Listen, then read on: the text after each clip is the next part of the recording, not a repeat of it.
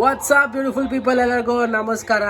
RR versus RCB pitch ಏನು ಆ ಲೆವೆಲ್ಗೆ ಬೌಲಿಂಗ್ ಸೈಡು ಫುಲ್ ಹೆಲ್ಪ್ ಮಾಡೋ ಥರನೂ ಇರಲಿಲ್ಲ, batting side full sexy batting ಮಾಡೋ ಥರನೂ ಪಿಚ್ ಇರಲಿಲ್ಲ. ಮೀಡಿಯಮ್ ಇತ್ತು. ಬೌಲರ್ಸ್ ಏನೋ ಮೇಲೆ ವಿಕೆಟ್ ತೆಗಿಯೋಂಥ ಇರೋ ಥರ ಪಿಚ್ ಏನು ಇರಲಿಲ್ಲ. ಬೌಲರ್ಸ್ ಡೀಸೆಂಟಾಗಿ ಬೌಲಿಂಗ್ ಮಾಡಿದ್ರು, ಚಲೋ ಬೌಲಿಂಗ್ ಮಾಡಿದ್ರು. ರಾಜಸ್ಥಾನದವರ ಹೊಡೆಯೋಕೆ ಹೋಗಿ ವಿಕೆಟ್ ಕೊಟ್ಟರು. 173 ಹೊಡೆದಾರ, 174 ಟಾರ್ಗೆಟ್ ಐತಿ. ಇನ್ನು 23 ಬಾಲ್ 12 ರನ್.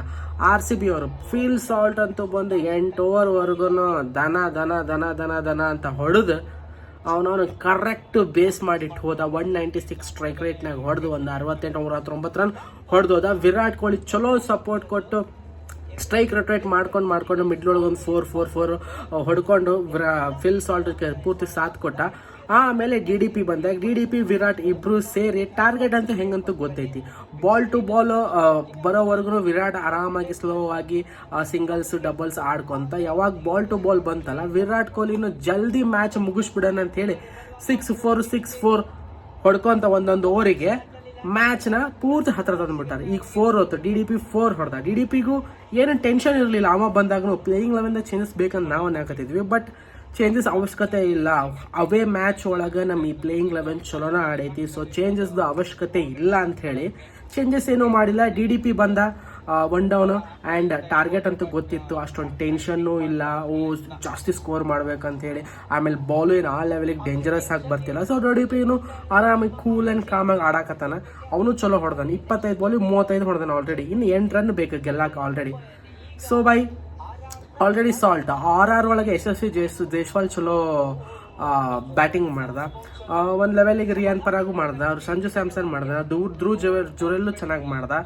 ಬಟ್ ಅವ್ರದ್ದು ಬೌಲಿಂಗ್ ಹೇಳ್ತೀನಲ್ಲ, ಪಿಚ್ ಫಸ್ಟ್ ಬ್ಯಾಟಿಂಗ್ ಮಾಡಿದ್ರು ಓಕೆ, ಸೆಕೆಂಡ್ ಬ್ಯಾಟಿಂಗ್ ಮಾಡಿದ್ರು ಓಕೆ ಅನ್ನೋ ಥರನೇ ಆಯಿತು. ಫಸ್ಟ್ ಬ್ಯಾಟಿಂಗ್ ಮಾಡಿ 200 ಏನಾದರೂ ಹೊಡೆದಿದ್ರೆ ಒಂದು ಲೆವೆಲಿಂಗ್ ಇರ್ತಿತ್ತು. ಬಟ್ ಪಿಚ್ ನೋಡಿದ್ರೆ 200 ಚೇಸ್ ಆಗುತ್ತೆ ಅನ್ನೋ ಥರ ಇತ್ತು. ಅಡ್ವಾಂಟೇಜ್ ಏನಂದ್ರೆ ನಾವು RCB ದವರು ಟಾಸ್ಗೆ ಚೇಸಿಂಗ್ ತೊಗೊಂಡ್ರು. ನಾನು ಹೇಳಿರೋ ಥರನೇ ಟಾಸ್ ಗೆದ್ದು ಚೇಸಿಂಗ್ ತೊಗೊಂಡು ಚೇಸ್ ಮಾಡಬೇಕು, ರನ್ ರೇಟು ಬೂಸ್ಟ್ ಮಾಡಬೇಕು ಅಂತ ಹೇಳಿದ್ದೆ.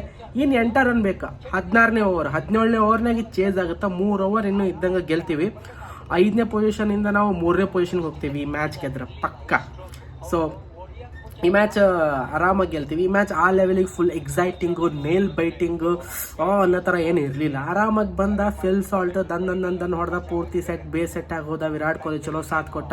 ವಿರಾಟ್ ಕೊಹ್ಲಿ DDP ಜೊತೆ ಆಟಾಡ್ಕೊಂಡು ಮ್ಯಾಚ್ ಮುಗಿಸಾಕತ್ತಾರೆ. ಏನಿಲ್ಲ, ಆರಾಮ್ ಬಾಲ್ ಟು ಬಾಲ್ ಬರೋವರೆಗೂ ಸ್ಟ್ರೈಕ್ ರೊಟೇಟ್ ಮಾಡ್ಕೊಂಡಿದ್ರು. ಈಗ ಬಾಲ್ ಟು ಬಾಲ್ ಬರ್ತಿದ್ದಾಗ ರಾಜಸ್ಥಾನ್ ಮೇಲೆ ಫುಲ್ ಪ್ರೆಷರ್ ಹಾಕೋಣ ಅಂಥೇಳಿ ವಿರಾಟ್ ಕೊಹ್ಲಿ ಸ್ಪಿನ್ನರ್ಸ್ಗೆ ಮೈ ತೀಕ್ಷಣ ಒಂದಿಂದು ಹಸರಂಗ ಮೇಲೆ ತಂದನ್ 6-4 ಅಂತ ಹೊಡೆದು ಅವ್ನ ಸ್ಟ್ರೈಕ್ ರೇಟು ಜಾಸ್ತಿ ಮಾಡ್ಕೊಂಡು ಮ್ಯಾಚ್ ಫಿನಿಶ್ ಮಾಡಕ್ಕೆ ಬಂದ ಅಷ್ಟ. ಇನ್ನು ಹಬ್ಬ ಅಂದ್ರೆ ಒಂದು 6 ರನ್ ಐತಿ. 6 ರನ್ ಹೊಡೆದ್ರೆ 7 ರನ್ ಹೊಡೆದ್ರೆ ಮ್ಯಾಚ್ ಮುಗೀತು.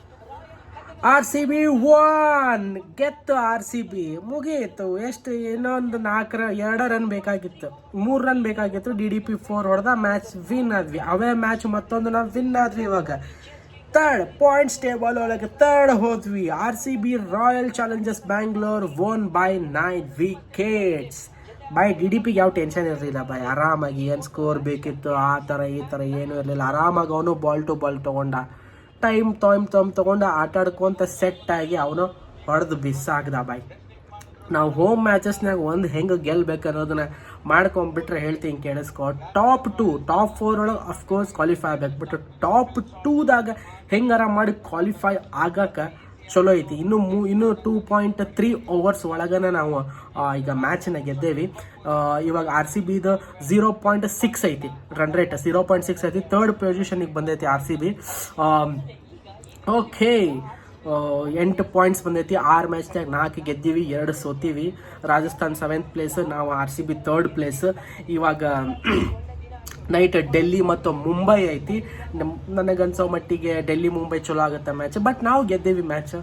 ಸೊ ಅವೇ ಮ್ಯಾಚಸ್ ನಾವು ಗೆದ್ದೀವಿ. ಅಷ್ಟೊಂದೇನು ಟೆನ್ಷನ್ ಇರೋ ಥರ ಮ್ಯಾಚ್ ಇರಲ್ಲ. ಈಸಿ ಗೇಮ್ ಇತ್ತಿದೆ RCBಗೆ. ಟಾಸ್ ಗೆದ್ರು, ಮ್ಯಾಚ್ ಗೆದ್ರು, ಭಾರಿ ಆಡಿದ್ರು, ಸೆಕ್ಸಿ.